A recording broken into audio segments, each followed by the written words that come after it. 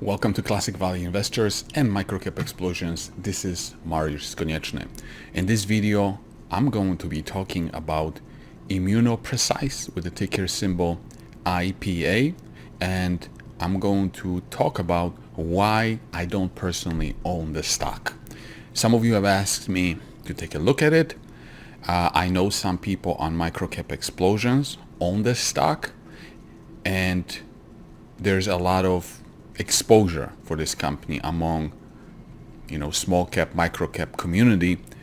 So in this video I am just going to talk about why I don't own it. It doesn't mean anything why. I'm not telling you that you shouldn't own it or anything like that. I'm just going to be talking about why I don't own it. So first of all, number one, I don't own it because I know absolutely nothing about biology. And I mean nothing. The only thing I know about biology is that you have two people having sex and a baby comes out. Like, that's it. I know nothing about biology. When the last time I took biology was probably when I was in grade school, okay? And as some of you know me, I'm from Poland. So back then in the 80s and early 90s, I was probably the last generation that they still abused us in school, like physically and mentally. So what I remember from biology is that my teacher in biology was extremely abusive. So the only thing I can remember about going to biology is like going to a war zone. How do I survive that stupid class and come out alive? And so then when I came to the United States, which was I finished my first year of high school in Poland, and then when I came during the summer, I started my second year of high school in the United States. The one thing I made sure is to never, ever take biology. And I never did. So I don't have the knowledge to even understand half of the things that they're talking about in ImmunoPrecise, okay? Second, when I look at the business and the valuation, so from what I understand, they are working on antibodies, right? And they have like two different divisions, where one division is that they are providing their services to the pharmaceutical companies to help them with the development of various drugs, right? And I like that business. I like that particular business. And then the second part of the business is that they use their expertise in the development or research and development work to develop their own assets or their own products, their own drugs, however you want to call it. So some people like that combination, that they generate revenue on providing services, and then they, at the same time, that they develop their assets for their own purposes.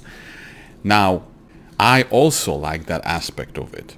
But now, what I don't like is the speculation or the unknown of, is the asset going to be successful? The one that they're developing, is it going to be approved? How much money is it going to make? Like, I personally don't have any idea how to even address this. When I look at the company's presentation, I absolutely get the upside potential. You see, for example, the company is talking about how, the therapeutic market is expected to grow to $300 billion US by 2025. The diagnostic market is projected to reach $133 billion US by 2027. So I can absolutely understand why people are super excited about this opportunity, because the growth is there. And even if I look at the company's performance, it's pretty fabulous. In 2016, it had revenues of 1.9 million Canadian, then 2017, 2.6 million, and look at the growth. Now, most recently in 2020, it had revenues of $14 million, and 2021 is looking like it's going to be even higher. Now, so I absolutely get that. Now, obviously, the problem that I have, and it's because of my limited knowledge of this space, is the market cap, like $300 million market cap. So when I look and compare it to, let's say, even $20 million revenue, and compare it to, a market cap of 300 million, or let's just call it 320 million, we're talking about 16 times revenue. And so the business that I like a lot, which is the servicing business, alone is not even close to being worth the market cap, which means that investors are so excited about the future potential of this company that the valuation doesn't offer me enough margin of safety for me to take the risk.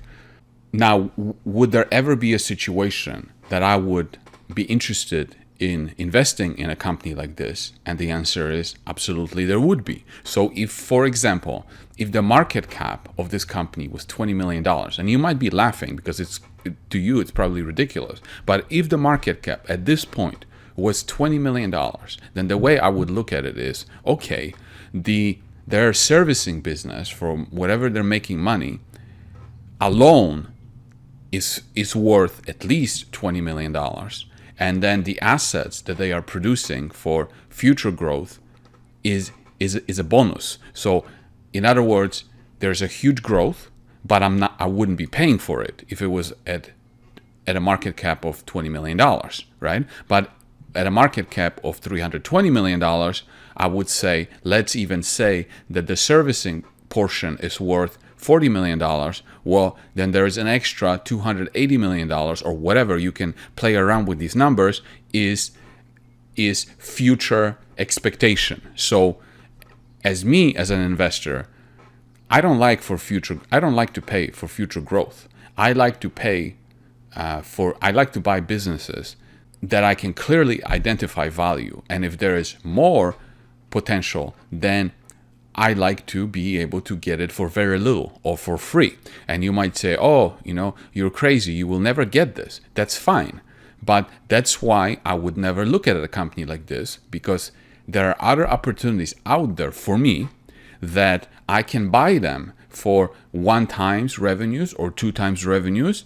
And they also have great future growth potential, maybe not as great as this, but a growth potential big enough that I don't pay for it. And as a result of the fact that I'm not paying for it, I am actually going to make a lot of money on it because I'm not paying for it. And now with a company like this, if I am paying for future performance, paying for future growth, and then that growth doesn't come, then it's not going to look pretty. And of course, I'm not saying that the management is not going to execute here. All I'm saying is that for my personal taste, I just don't know. And with the lack of education that I have, a lack of understanding of what they're doing, I'm not going to touch it because simply it's too dangerous for me. So anyway, in conclusion, I know some of you have asked me about ImmunoPrecise, and these are just my thoughts. I can't really tell you whether you should invest in it or not. I personally don't, because as I said before, number one, I don't understand anything about what they're doing, the biology. So therefore, it's too dangerous for me personally to enter something like this. Now, there's plenty of things out there that I can speculate on that I don't understand, but I would prefer to invest in things that I can actually understand, and not like right away, but that I can even invest some time and still understand it. With this, even if I understood more, I don't think I would still be comfortable with it. There's just too many unknowns, and also, most importantly, too many goddamn people are talking about this stock. Too many people are excited about it, and as a result of this, the stock is relatively high in relation to the revenues. And I just don't know if they're going to execute or not. I hope they do. I hope they're going to execute, and I hope you're going to make a lot of money. But for me, it's simply not something that I would look at. And like I said before, the only way I would invest in something like this if the market cap was like $20 million. And actually, I was invested in it at some point because I used to own Name Silo. And as you know, Name Silo was featured in this book, How to Profit from the Coronavirus Recession. And Name Silo's main entity was the domain registration business. So I was invested in it, but Name Silo also had a big position in ImmunoPrecise. That's how I learned about this company. But when I invested in Name Silo, I invested in it for the purpose of being in the domain registration business, and that position in ImmunoPrecise came in for free because I thought that the registration business alone was worth what I was paying for the stock, and then I got ImmunoPrecise for free. But the moment Name Silo sold the domain registration business, I was no longer interested in Name Silo because I was not interested in paying for ImmunoPrecise. If I wanted to pay for ImmunoPrecise, I would have bought the stock directly, not through the entity of Name Silo. So I was invested in it, but it was completely different. Talking about it as investing in it as an alone entity or separate stock, it's simply not for me. But if it's for you, let me know your thoughts. What do you like about it? How do you address the issue of valuation in relation to what the company's revenues are? And in addition to this, the fact that the company is not even profitable. So anyway, let me know your thoughts and drop me a comment below.